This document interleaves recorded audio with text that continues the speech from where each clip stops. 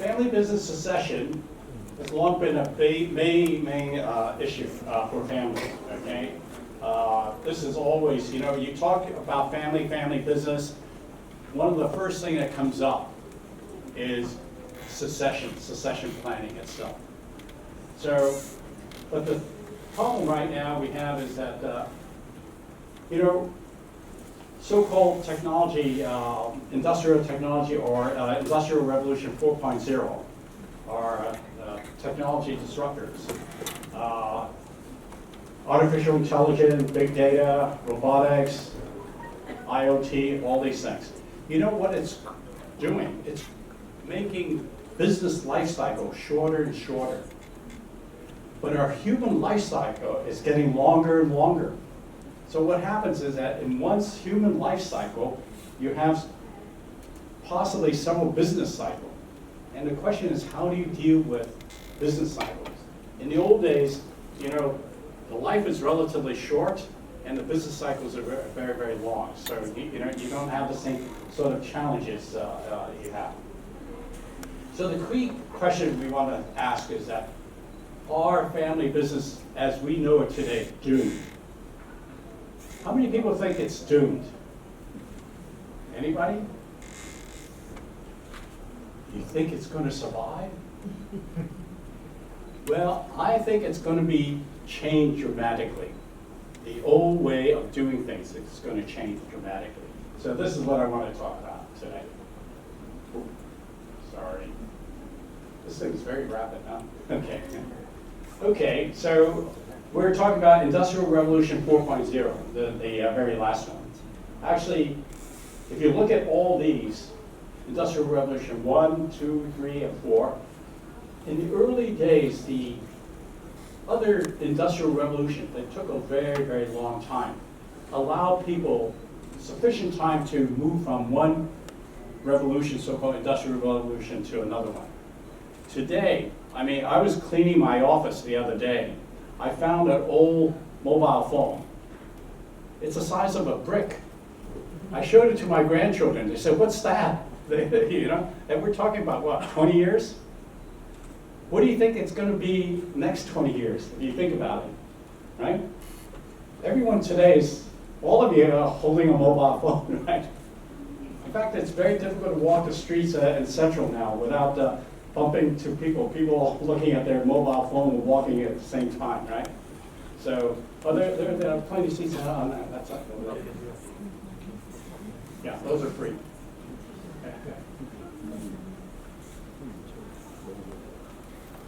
So this is a graphic thing. Okay. The other thing is that based on our study and based on other people's study, one of the biggest problems nowadays is the younger generation. Most of them do not want to join the family business. They all want to be on their own. They think family business is too old-fashioned. In fact, we say, oh, they all want to be horses. Okay, for those of you who are not familiar with it, Jack Ma, Pony Ma, Ma in Chinese is horse. So they all want to be a horse. This is what they want to be. So this is why we have this horse over here, okay? And that's a Chinese character for horse as well. Oh. Apologies.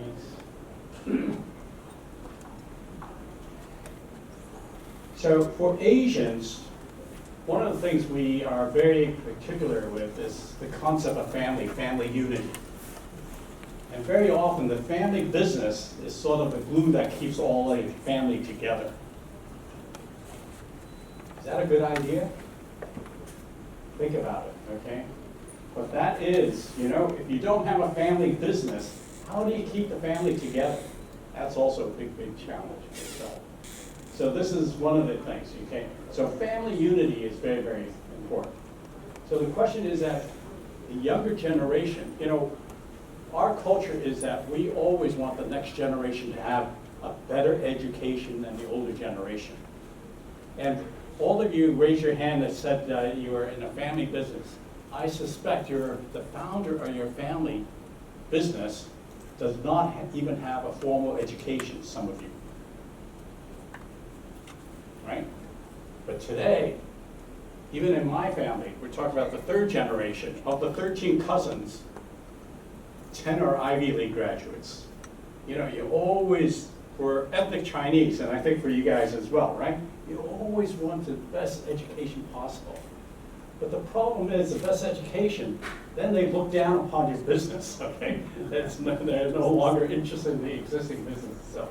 So the question is that, how can we use the next generation, the younger generation, they're better educated, they're tech savvy, how can they carry on this concept of family business itself?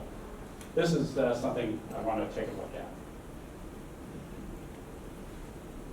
On this, on your left, this is a study, a colleague and I, Jeremy, where are you? Jeremy, stand up, get recognized, okay, yeah. Jeremy and I, we did a study for Lombard, okay, and the title of the study is Where Technology Disruptors Meet Asian Family Businesses, okay.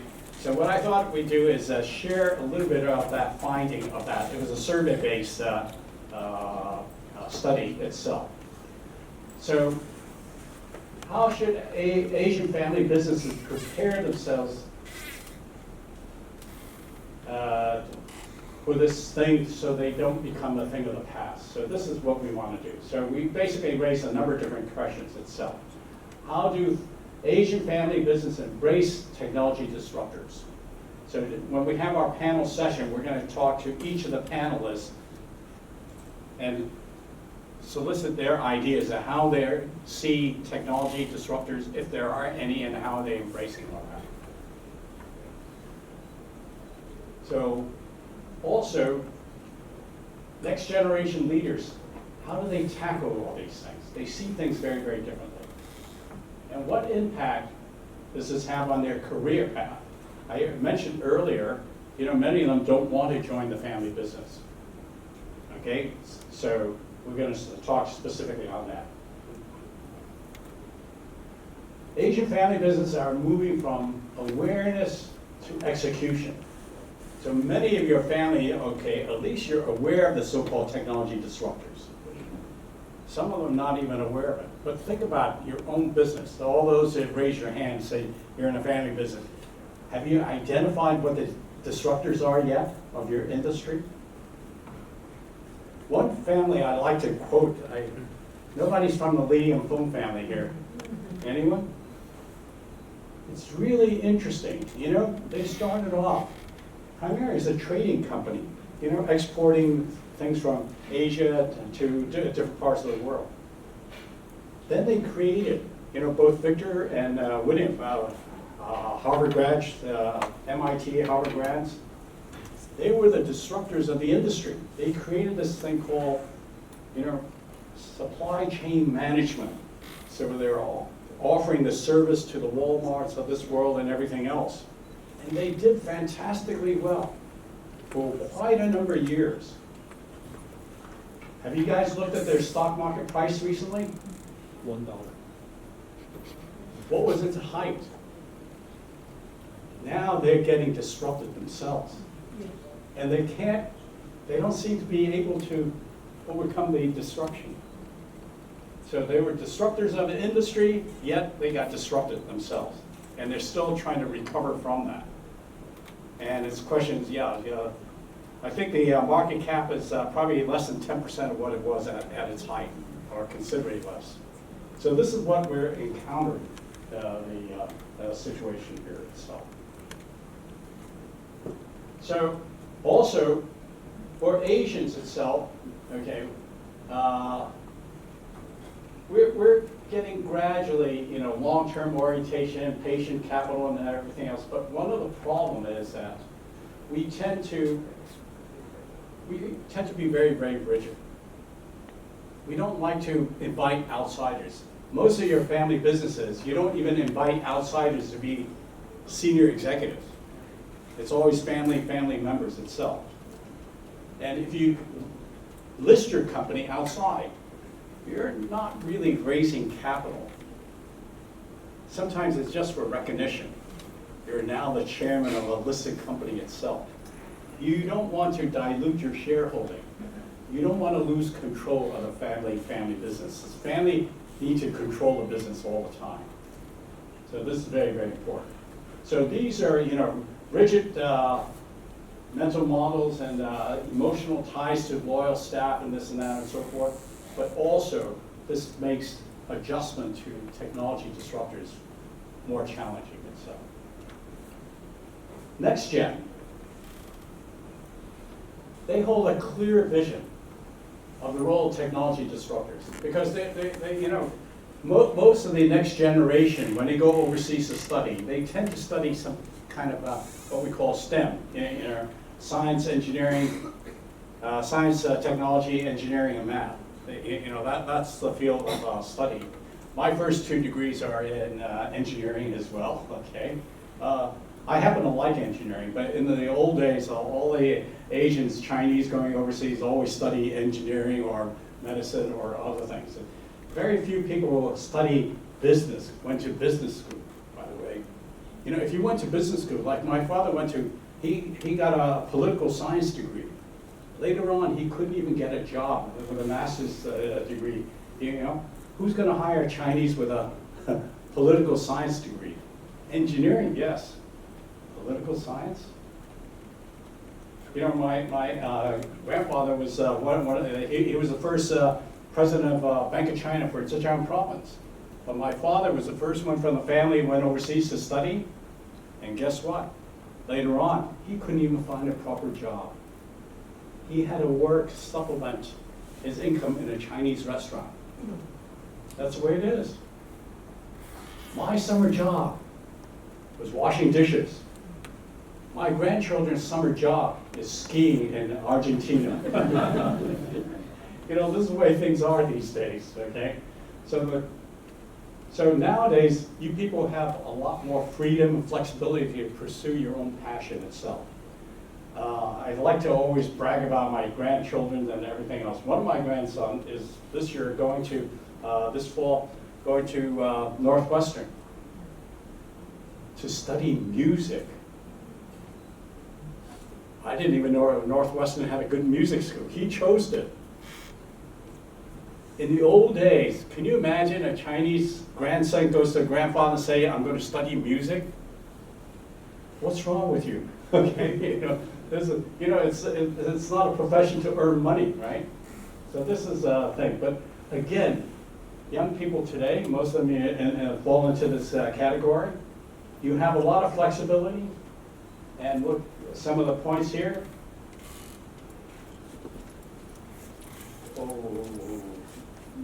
Where is the light? Oh, never mind. Okay. Yeah. Anyway, the idea is that you are willing to and go outside to explore all kinds of things and so forth and so on. And this is a real good opportunity. Very, very different in the old days, even my days. Okay, so in fact, my first job, I was talking to some of us inside. My first job was working at Bell Labs. I don't know how many people even heard of Bell Labs. In the military research lab. Today, a Chinese U.S. military research lab. Are you joking? Right? They wouldn't even let me nearby. Okay. So this is something you have to think about. Okay. All right, let's just move on a little bit. Impact of technology on the next generation's career path. As I said earlier, most of them, they don't mind joining the family business if the family business is flexible enough to make changes. But if the family is not willing to make changes, they're willing to go, so-called break free, move on. This is based on our survey reports, okay? So this is very, very important itself. So again, the second point is that results show a strong intention for the next generation to create their own venture, either inside or outside of the family business. What do we mean by inside? Okay? Inside, it could be a tangential related business itself, but it happens to be involved in technology and so forth and so on. And actually, this is actually a very, very, some of you also have family offices. You know, you can use the family office, instead of investing outside, invest in your own descendants. Give them some seed money to start their own business. And some of the businesses could be related and some are not, okay? And so we have actually, my colleagues and I were looking at the concept, what we call from family business to business family. So actually the younger generations, they start off with many new ventures and so forth, and they can, you know, they still rely on the family for support. You know, we have these, what we call leveraging off the social capital of the family relationship. Social capital is very important for us, Guanxi, right? Financial capital, the seed money. Although today, you know, the Industrial Revolution 4.0, most of the ventures, you don't really need a lot of money. You can start ventures. I mean, Uber, Airbnb, they don't have any assets, right? And it's quite easy to get money from outside, so the younger people can get money from outside as well. But you might as well help the next generation and keep the family together again, okay? This is one of the things, okay? So the other thing is that the next generation, even if they do join the family business, you got to think about the idea is that, you know, family business isn't something that you have to keep forever or a given business. Why not sell it? A lot of families today are actually willing to sell their business. In the old days, they don't sell their business itself, okay? So you see more and more families willing to sell businesses. By the way, you know, in China, they're transition from first to second generation. And what's very, very interesting in China is that, again, next generation doesn't want to join the family business. So with a single child, who's going to take over? So actually, one of the lectures, if you ever want to come to my lectures when I have them, is talks about monetization of a family business. How do you sell a business? Not easy, actually. You know, especially the founder tend to be what? Micromanaging businesses all the time. Doesn't want to let go. Doesn't hire the right people to run it. You know, he wants to run everything himself. How do you sell a business like that? That's an interesting challenge itself. So I think I will stop here. Ooh, ooh. Okay, so given the shortness of time, what I'd like to do is invite our three panelists to come up to sit over here, and we'll start our panel discussion, and I'll moderate. Yeah, okay. You okay? Yeah, big time.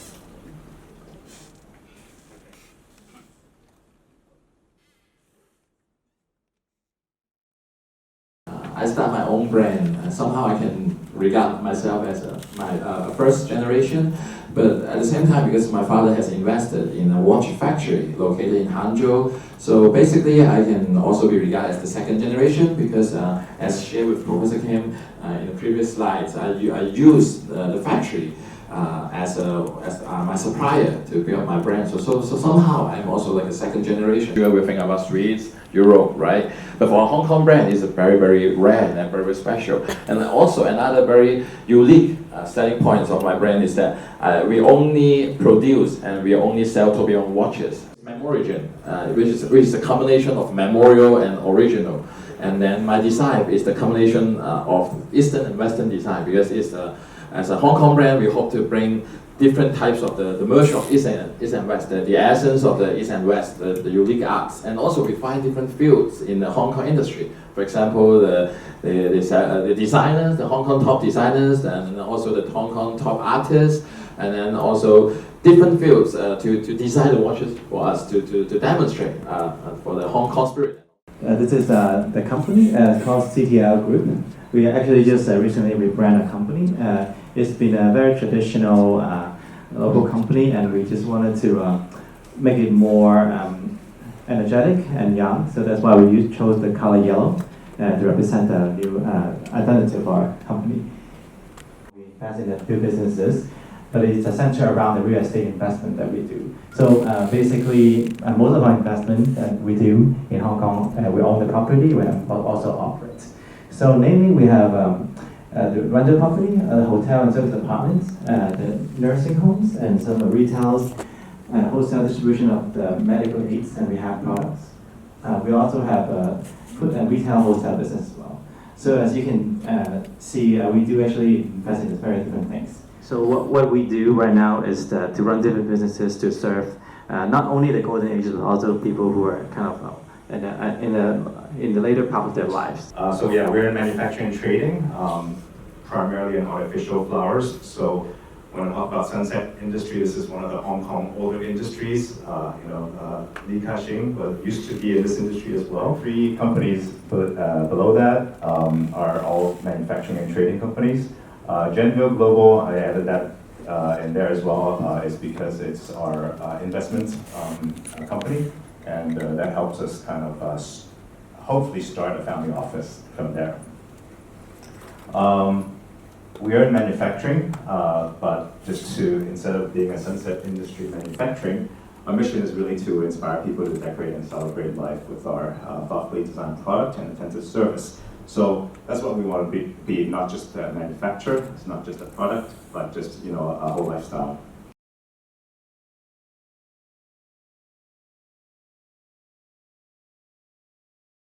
So do you see how some of these technology can enhance your business? I don't know, Alick, what about, I mean, for me, flowers, and what's the difference between your flower and somebody else's flower? Well, I think we'd like to say that our flowers are more realistic, higher end. But we do service the mid to higher end industry. Our capabilities are actually very high end, but the market is not there. People don't pay that kind of price for this product. So over the past 10, 15 years, we actually dumbed down our product. But the key for us is really to be on trend, to know what the customer wants. We used to go to a lot of fairs, just get all the industry materials, color marketing and all that, research materials in to review. But today, big data is something that we also look at, just to see what customers are actually looking for, what kind of flowers, what colors, what occasions do they use it, and so it does impact the volume, the type, whether last few years we've done a lot in succulent business, which is like fa, that kind of greenery, and that's been very, very popular. Our business with Target actually last year went from 8 million to 30-something million US dollar in 1 year, because we got the right trends. And so, just being aware of the right trends are actually very important.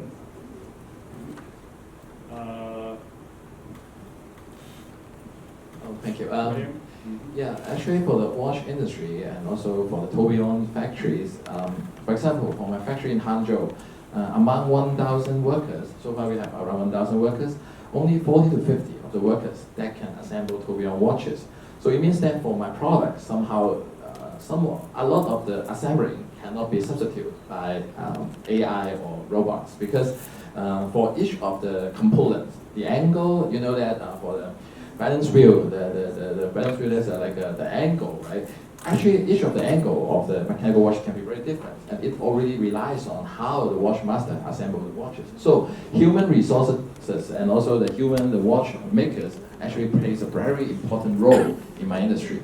So for technology, somehow it helps quite a lot. Actually, about making the components, because that for the component it has to be very accurate, and then also the size is very, very small, like as small as like a dust, that kind of this small. So for doing that, actually for my factory, we invest a lot in AI, actually in how to do enhance the accuracy for doing different types of the components. I can tell because of the internet, we can build a brand very fast and also destroy a brand very fast. But at least I have a chance to build up a brand, so it's very important. So I use the I use this kind of the AI or maybe use this kind of the advanced technology to try my best to do something special first.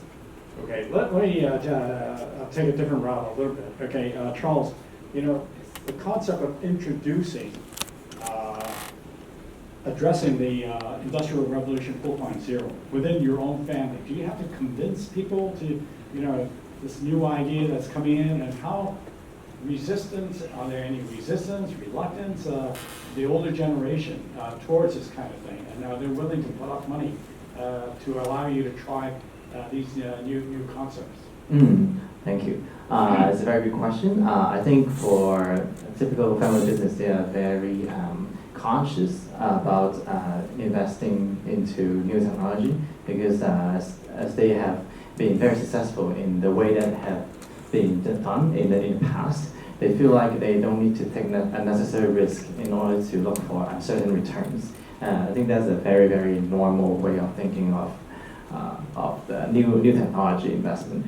But for me, I think I try to convince family members that we need to consider this because this is how the world is moving, especially for the industry that we are investing in just now. I mentioned about the elderly care. We have no choice because you could see that 10 years down the road, there will be less and less human laborers that is going to in this industry. But at the same time, there will be more and more elderly population coming up. Put this into perspective. Right now, 1 out of 6 people in Hong Kong are aged 65 or older. And guess in 30 years, what's the number is going to be? It's going to be 1 out of 3 people going to be 65 or older. So the number actually scales up very, very quickly. But at the same time, what do you think people who are now in like their 20s or just graduated from school, how many of them would like to go into this industry if you stay in the same way that you do it today?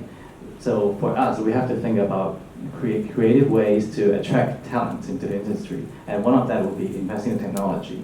So for example, just now what I quoted, that sit and shower product. If we install and try to initiate more of these things, that would be a good way to attract younger talent in the industry because they feel like, well, the job is not as challenging as it used to be then.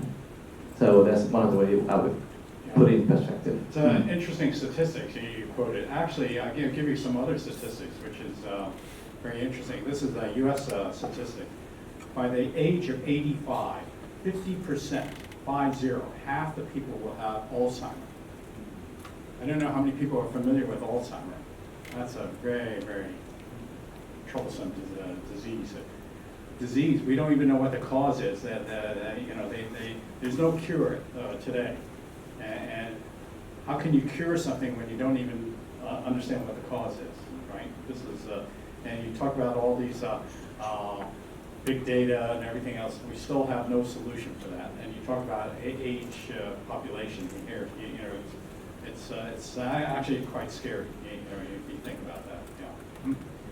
Yeah. Alick, did you have to? You're now the CEO of the family firm and everything else. Did you have to fight any battles to convince everybody else the route that you're taking is correct? First of all, I'm probably the least tech savvy here. I'm the older one here, and I think our family wasn't really interested in doing this because, as Charles said, they made their money success in the old ways. When I first joined, the computer system had to be chopped into many different pieces so that nobody really knew the whole story. Of course, that's not possible today, but we're still dealing with a lot of previous decisions being made. Being able to change second generation is not easy. I have to use a lot of external people to kind of help educate and also showcase what are the possibilities. I also have to create a framework for decision making. So in a family business, one of the difficult things, aside from the technologies and whatnot, is really just how decisions are made. So we created a very clear framework based on public corporate companies, inviting external board members, and so I think that is some structures that help us move things along. However, I think we still could put more money in investing in technology and a lot of other disruptions. We have structured a business to have innovation arm. We also focus on sustainability. That's one of the key things in our industry, at least, that we will be aware of, and also manufacturing technologies. So a few different areas that we focus on, but can spend more money. Yeah, while I was preparing for today's discussion, I noticed all three of you, correct me if I'm wrong, none of you really come from a technology background. Yeah, we're talking about technology disruptors. Can you really say you can identify what the technology disruptors are to your industry? Right? Oh yeah, because I study economics and finance in USC, so, and also I continue my master degree in economics in Cornell. So somehow, of course, and my business is really very traditional. It's all about like watch master assembling the watches. So for technology, for me, I cannot say I really understand very precise how it really can affect my industry the most. But for me, as an entrepreneur, I have to try my very best to think in a different angle, and especially for doing a brand, as I shared with you in my previous sharing. For doing a brand, relying on different technology and also relying on the internet. Actually, it's very easy to build a brand, but somehow it's very easy to destroy a brand. So for me, I really have to do a lot of study and keep learning how to make a system, because as a new brand, I have to learn a system, and I have to keep recruit a different marketing team to find a good system to do like a customer relationship management, and to try to learn different database. Every day I have to check there's a database that, different news in different language in the world talking about my brand, and I have to check different forums, different people, how they manage that, how they talk about my brand, how they think about my brand, and even I have to check different news about my competitors, that what kind of the new mechanism they create on their watches, all this. So you're saying technology is not the issue? Technology is very important, but for me, I put it in the marketing way. So it's more marketing. Because for me, it's all. Let me jump to Charles. Yeah, so my background is actually mostly in business too. So I did my BBA in the University of Michigan, so that's the same school that Roger went to. And then I did my MBA in the University of Science and Technology. So that's my background. So I mostly focus in business background. So for technology disruption, I actually agree with William. I feel like for whatever we're doing, technology help is important in a way to build a brand for us. So I'll just focus more on the elderly care industry. So for us, we actually bring in a lot of products from around the world to import them and trying to establish the presence in Hong Kong, because we also have the wholesale and the retail sector that we position ourselves as the retail store, and also we sell to like hospitals and health institutions, etc. So content marketing is very important. So to make people aware of these new technologies, we need to build a brand on the internet and try to let them understand what this is. So one example we recently launched is an initiative called the Captain Soft Meal. So you can also Google it online. If you type Captain and then soft meal, soft is one word. So this is a very brand new concept in Hong Kong, where we help to facilitate the eating process for the elderly people. To be very specific, when we get older, many of us will suffer from an illness called dysphagia. Is a little bit technical, but then to put it in a very simple perspective, is the swallowing problem. So when we get older, our ability to swallow get worsened, and to the point where if we don't intervene, we will only be able to survive by tube feeding, which is kind of sad. So we have to ingrain a tube from your nose or maybe directly in the stomach in order to just to survive that way. So you will no longer be able to enjoy the taste of the food. So Japan has invented a very creative technology where they created this thing called soft meal. So it's like a gelatin type of, they turn the food in a gelatin type of way. So when we swallow it, it becomes safer, and we'll be able to lengthen the time for you to do in order for one to tube feed, or even prevent someone to tube feed if they were able to intervene early. So it's a very new concept, but how to let people understand it, and it's not a very cheap product. So content marketing is very important. We try to build the brand online, trying to establish presence, social media, etc., etc. So now we are able to create a demand and trying to launch classes to make it very interesting, and people were able to, through internet, to come to these classes, learn the product, and able to eventually try to purchase it. So it's a very dynamic way to build product awareness through the internet. Okay, well, what I'd like to do is ask maybe one or two more and open up to everyone on the floor to ask questions, okay? Created the wealth, we want that wealth to be preserved so that future generation can have a better opportunity, especially education, lifestyle, and so forth and so on. So wealth preservation is very, very important. Second is harmony preservation. We already saw a slide, second generation, all these families are fighting against each other. I hope none of your family have any of these fights, right? So wealth preservation, harmony preservation is very, very important. And the third is actually value and legacy preservation, which is very important itself. This is why, you go to some of the smaller towns around different parts of China and so forth, all the schools are named after some family member. People send the money back to their home village. And this is, the value system.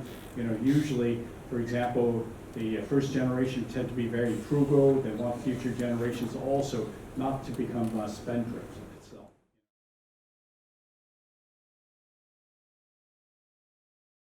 Thank you, Professor, and thank you to the panel for an excellent sharing.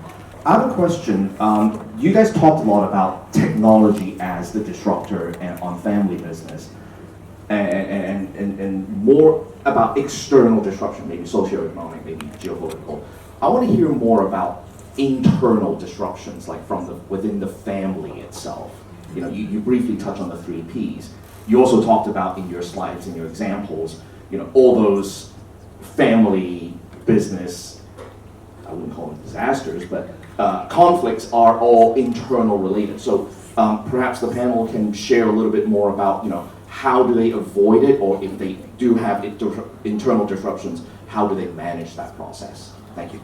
My sister has a background in psychology, and my brother is in design, and he's architectural background. So for me, it's the business. So it's actually very distinct background, which is a good thing because we don't have a lot of overlaps in terms of our knowledge and our experience. So for us to make things work, the 3 of us will try to take charge of different things, and we respect each other's expertise, and we know who to decide on what things. So I think that's very important. So when things come up to disagreement, we would know who would have the more ultimate decision. And if the 3 of us cannot come to a conclusion, we would go to the very big master, so who is my dad. So he will be the one to make the decision for us. So, and I think that has been working fine. So my sister and myself has been in the company for almost 10 years. So we enjoy the way that we have been doing things, and we don't. Although there will be definitely conflicts, but we don't think that anything is unresolvable. Mm-hmm. I just want to add a little bit to that, because I'm 3rd generation and there's no Yoda in my company. There's no, it's 3 brothers owning the company. So having a decision-making structure is very important to avoid these conflicts. But family business conflicts do happen, and it's really the structure and the communication channel are key. And then, of course, the 3 Ps. Whether we want to preserve it together. That's something that we will actually have a discussion on in the years to come. I don't know if you guys know about the Lee Kum Keith family. The current owner is not is one of the brothers. And so, so it doesn't have to be from the founder. It can be from a later generation. So it really depends on if you have an alignment in your values and how do you see family and what you want to move forward with. Very good question. Oh, here's another one. So have you been thinking of, even, I know, Alick, you have a daughter? Just right there. Yeah. And I don't know about child, so whether you are married or you have children. So, but anyway, even if you are saying, you must be thinking about this. I think your family, you'll be asking about all these anyway, and it's part of it. So for your next generation, how are you grooming them, or will you expect them to come back, or you groom them to come back, or you will just allow them to have more freedom? And then the other thing is, the other question is, will you integrate venture philanthropy into your family succession or investment or whatever? Because nowadays I've met some second and third generation, because they want their own business, they want startup, they like technology thing. So and if you want to have the 3 Ps, like value preservation and even harmony, you can use this as a platform. Will you consider that too?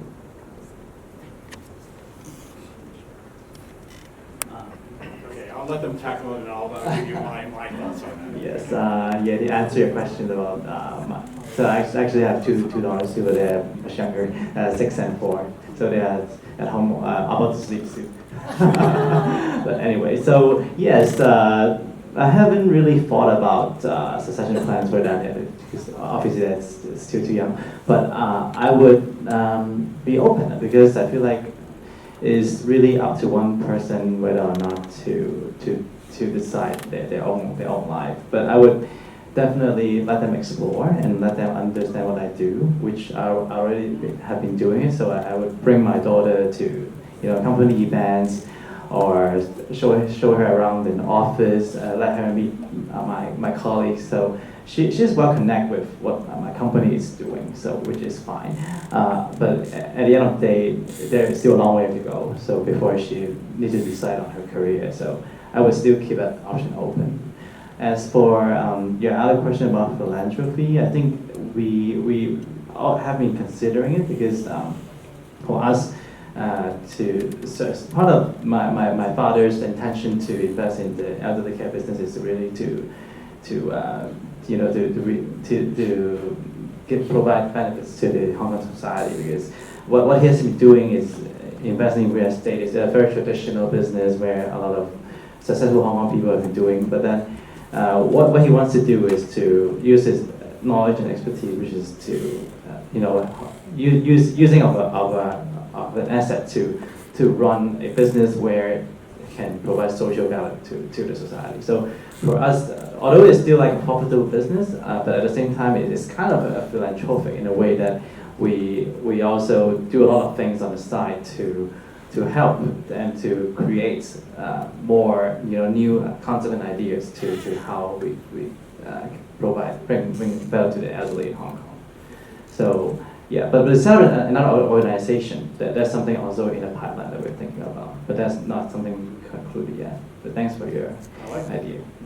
Your thoughts? So I kind of just shared, I would like to have my daughter explore her own interest. Whether she joins the business or not, hey, it's her decision. So my job is really to structure the company in a more sustainable manner, with succession plans with or without family members, and at the same time, like the 3 Ps, really preserving wealth is important to me. So the business itself, it's not the most important aspect.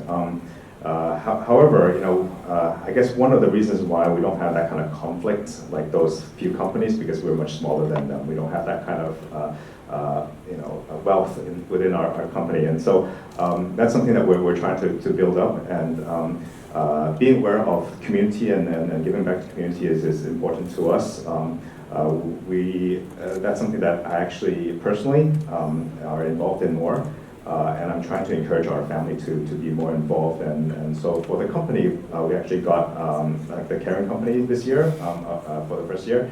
just try to establish this mentality within the company. I don't think we're there at all yet, but it's definitely important. Yeah, let me just share some of the families that I come across. One of them, they actually have what they call a summer internship program for the youngsters, okay? So during the summer months, they're allowed to work different jobs within the family business itself. And so they get some exposure, and it may turn out they love the job, or it may turn out that this is something they don't want to join necessarily. This is one of the things. And you talk about philanthropy and everything else. You know, when you get to second, third generation, there's so many cousins and everything else. Actually, there's so much internal talent in the family. Not all of them have to work for the family business.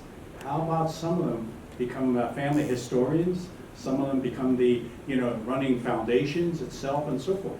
And this is how you keep harmony amongst the descendants. Each one, thrive on what they're interested in.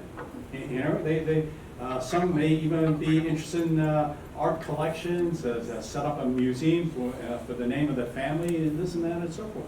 So there's a lot of talent. All these next generations, they're all very well educated, and why not use that talent in a different way to promote the family unity and harmony itself?